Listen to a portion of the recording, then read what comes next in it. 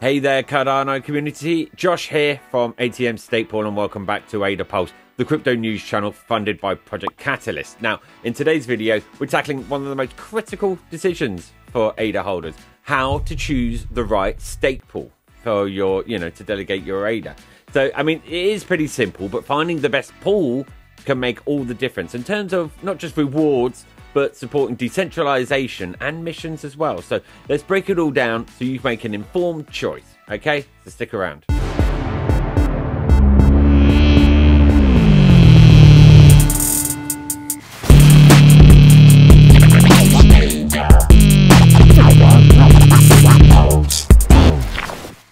Why choosing the right stake pool matters. So staking ADA is one of the easiest ways to support the Cardano network and earn rewards, but not all stake pools are the same. Choosing the right pool impacts both returns and actually the overall health of the ecosystem. Now, a good pool, ensures reliable performance and fair rewards while also contributing to decentralization. Like overcrowded or poorly performing pools can lead to obviously lower payouts and even affect the security of the network to some extent. So by carefully selecting a pool, you not only maximize your earnings, but also play a part in maintaining Cardano's kind of unique balance of scalability, security, and decentralization.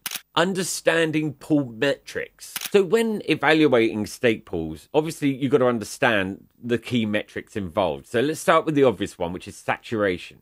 So a pool becomes saturated when it exceeds the optimal amount of ADA that's delegated to it, which is around 65 million, something like that. And this leads to diminishing rewards for its delegated. So you need to choose a pool that's below that saturation threshold, maybe even with a bit more room so that you don't have to keep an eye on it, waiting for it to go over. Another metric to consider, though, is performance. So a pool's performance reflects how effectively it produces blocks and contributes to the network. So high-performing pools typically yield better rewards. But then there's the pool cost, which includes a fixed fee, which is a minimum of 140 ADA. Some charge more than that. And then there's the variable fee, or you could call it a margin, which is a percentage of the overall rewards that they take. So, but while low fees may seem the more attractive option, they're not the only factor to consider. Because you've got reliability, how reliable are they? Are they going to stick around even? And then you've got the community engagement, which also matters. Like me, ATM, I'm here trying to educate you guys on how to choose a pool.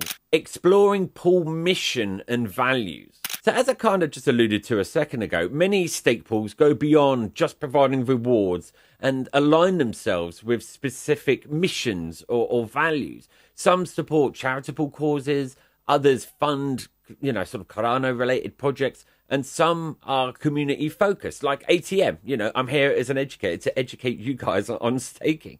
But choosing a pool that aligns with your values can make staking just that even bit more rewarding. It's not all about money. It's a great way to contribute to causes that you care about while supporting the network. Like, for example, Grow Pool is sponsoring children in third world countries. And, if that's something that you want to help him do, then, then stake with them. But whether you're passionate about environmental sustainability, education, or innovation in blockchain, remember a lot of devs have stake pools too. There's likely going to be a pool that fits your needs. But remember, the mission doesn't have to come at the expense of your rewards, because most mission-driven pools, including myself, we can still perform. So there's a lot of high-performing mission-driven pools out there. How to research stake pools. So to find the right stake pool, obviously you are going to have to do a bit of research. Start with Cardano tools like Pool PM, or Pool.pm, I should say, or adapulse.org. So these platforms provide sort of more detailed stats on performance, fees, saturation, and other stuff like that. And you can also see pool histories, which gives you a sense of their reliability over time. Another great resource is basically the Cardano community in general. Go to Twitter.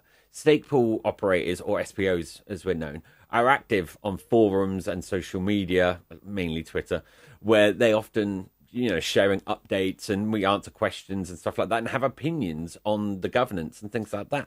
Pools with transparent communication and strong community engagement are more likely to prioritize their delegators' interests, because ultimately we've got a reputation to protect. Balancing rewards and decentralization. Now, it's tempting to chase the highest rewards, but decentralization should also be a key consideration.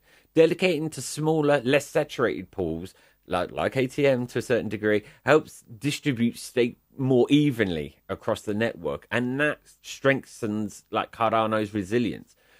Pools operated by independent operators or smaller teams often need support to compete with the larger, more heavier saturated pools.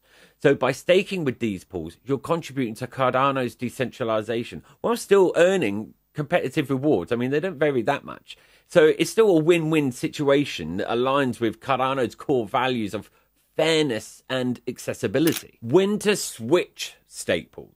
I mean, if you want to just start supporting a pool with a different mission, that's a good enough reason to want to move. But sometimes it's necessary to switch pools. Like if your current pool becomes oversaturated or its performance declines, you may want to move your delegation to ensure you're getting the most out of staking. But Cardano makes it pretty easy to redelegate and without any penalties or fees. So, and as you move, you don't lose any opportunities in staking as well. You're still staked until you've moved over, and then you're still staking.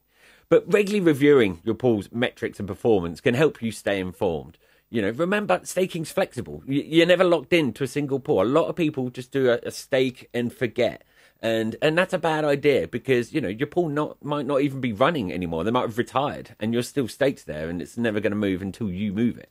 So this sort of flexibility allows you to sort of make the adjustments that you need to optimize your whole sort of staking experience. Conclusion. Choosing the right stake pool is obviously a crucial step in your staking journey. So by considering metrics, mission, and decentralization, you can find a pool that meets your needs while supporting Cardano's vision. There's plenty of us out there.